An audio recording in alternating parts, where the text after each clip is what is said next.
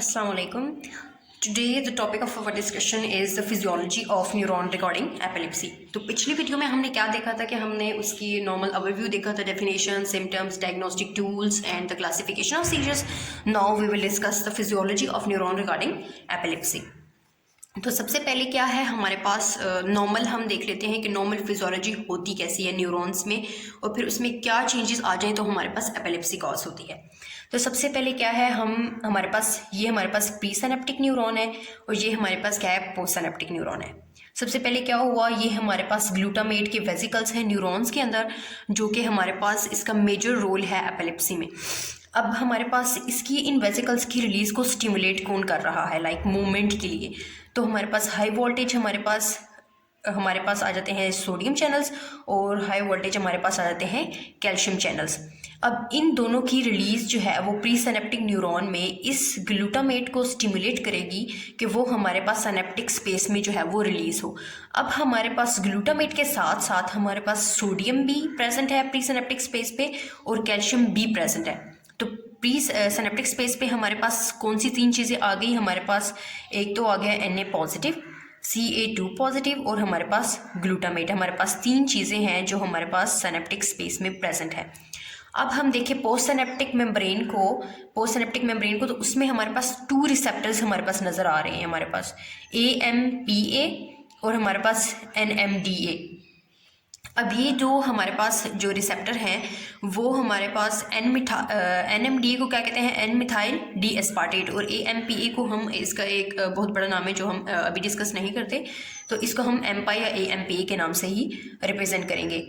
ये हमारे पास 2 receptors present है. जब ग्लूटामेट इन रिसेप्टर्स पे बाइंड होगा तो वो क्या करेगा, अलो करेगा सोडियम और कैल्शियम की ट्रांसपोर्ट को inside the post synaptic membrane. तो क्या हुआ कि अभी हमारे पास क्या क्या प्रेजेंट था, सोडियम था, कैल्शियम था और ग्लूटामेट था सिनेप्टिक स्पेस में.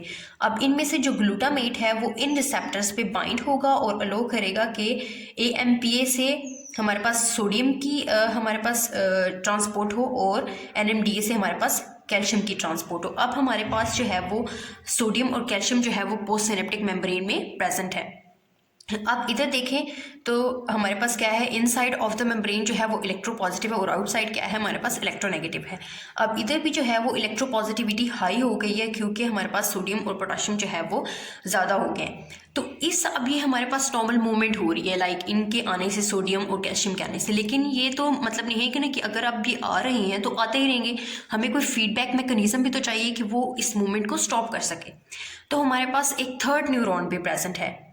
थर्ड न्यूरॉन का क्या काम है, इसमें हमारे पास गाबा प्रेजेंट है. अब गाबा का क्या काम है, गाबा हमारे पास वेसिकल्स में एक तो रिलीज होने के बाद उसके इस पोस्ट सिनेप्टिक मेम्ब्रेन पे हमारे पास रिसेप्टर्स भी हैं, गाबा रिसेप्टर्स. अब गाबा रिसेप्टर्स से जो है वो हमारे पास क्लोराइड चैनल की जो है वो हमारे पास ट्रांसपोर्ट होगी. अब क्लोराइड चैनल जो है वो इस इलेक्ट्रो पॉजिटिविटी को कम करके हमारे पास थोड़ा सा नेटवर्क जो है वो इलेक्ट्रोनेगेटिव अंदर कर देगा और इलेक्ट्रो पॉजिटिव बाहर होगा और हमारे पास मूवमेंट जो है वो स्टॉप हो जाएगी. ग्लूटामेट जो है वो हमारे पास एक्साइटेटरी न्यूरोट्रांसमीटर है और गाबा जो है वो हमारे पास इनहिबिटरी न्यूरोट्रांसमीटर है. तो ये हमारे पास नॉर्मल मूवमेंट थी कि हमारे पास मूवमेंट हुई और गाबा ने जो है वो फीडबैक मैकेनिज्म दिया और नॉर्मलाइज कर दिया उसके मूवमेंट को. अब हमारे पास एबनॉर्मली होता क्या है कि जिसकी वजह से हमारे पास एपिलेप्सी आती है. अब जो हमारे पास एबनॉर्मल क्या है कि सबसे पहले तो सोडियम और कैल्शियम जो है वो बहुत ज़्यादा रिलीज़ होना शुरू हो जाएंगे. अब वो बहुत ज़्यादा रिलीज़ होंगे तो ऑटोमेटिकली क्या है कि वो ज़्यादा स्टिमुलेट करेंगे ग्लूटामेट जो है वो बहुत ज़्यादा रिलीज़ हो. अब ग्लूटामेट एक तो बहुत ज़्यादा रिलीज़ हो गया जिसकी वजह से एबनॉर्मल मूवमेंट आ गई हमारे पास, एक तो ये काज हो गया. अब दूसरा क्या है हमारे पास, यहाँ से भी अब एक तो इधर से मूवमेंट रेगुलेट हो रही थी और एक इधर से हो रही थी. अब इधर क्या होगा, अब नॉर्मली जिस भी हम वेसिकल को देखें उसमें जो न्यूरोट्रांसमीटर रिलीज होता है उसकी एक तो रीअपटेक होती है, एक उसकी होती है, फर्स्ट क्या हुआ हमारे पास रीअपटेक होती है, दूसरा उसमें क्या होता है उसकी मेटाबॉलिज्म होती है, और तीसरा क्या होता है कि उसका जो है पोस्ट सिनेप्टिक मेम्ब्रेन पे एक्शन होता है. अब हमने पोस्ट सिनेप्टिक मेम्ब्रेन पे इसका एक्शन देखा था क्लोराइड चैनल्स के थ्रू. अगर फर्स्ट हम देख लेते हैं कि क्लोराइड ही जो है वो ट्रांसपोर्ट नहीं हो रहा तो क्या हो जाएगा, हमारे पास गाबा रिसेप्टर कम हो जाएंगे, गाबा जो है वो कम हो जाएगा स्पेस में, जिसकी वजह से क्या होगा, इनहिबिटरी एक्शन नहीं आएगा और मूवमेंट जो है वो कॉन्टिन्यूस रहेगी, एबनॉर्मल हो जाएगी. दूसरा क्या हुआ कि रीअपटेक जो है वो हमारे पास ज़्यादा हो गई है। रीअपटेक ज़्यादा होने से भी क्या होगा, गाबा इधर कम हो जाएगा।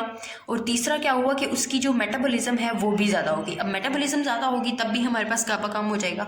तो हमारे पास तीन चीज़ें आ गई हैं, एक तो उसकी रीअपटेक बहुत ज़्यादा हो गई है, एक उसकी मेटाबॉलिज्म बहुत ज़्यादा हो गई है, और जो है वो हमारे पास क्लोराइड जो है वो अवेलेबल नहीं है। तो इन तीनों की वजह से जो है वो हमारे पास गाबा इनहिबिटरी न्यूरोट्रांसमीटर जो है वो हमारे पास कम हो जाएगा। अब गाबा इनहिबिटरी न्यूरोट्रांसमीटर कम हो जाएगा तो इसका क्या इफेक्ट होगा कि हमारे पास जो है वो मूवमेंट एबनॉर्मल रहेगी और हमारे पास जो है वो एबनॉर्मल डिस्चार्ज ऑफ न्यूरॉन्स जो है वो कंटिन्यू रहेगा, जिसकी वजह से हमारे पास एपिलेप्सी कॉज होगी। तो ये हमारे पास नॉर्मल फिजियोलॉजी आ गई है हमारे पास एपिलेप्सी की। अब जो ड्रग्स इन पे एक्ट करते हैं वो हम इंशाल्लाह नेक्स्ट वीडियो में देखते हैं कि वो कहाँ कहाँ पे और किन किन रिसेप्टर्स को ब्लॉक करके एपिलेप्सी को कंट्रोल करती हैं।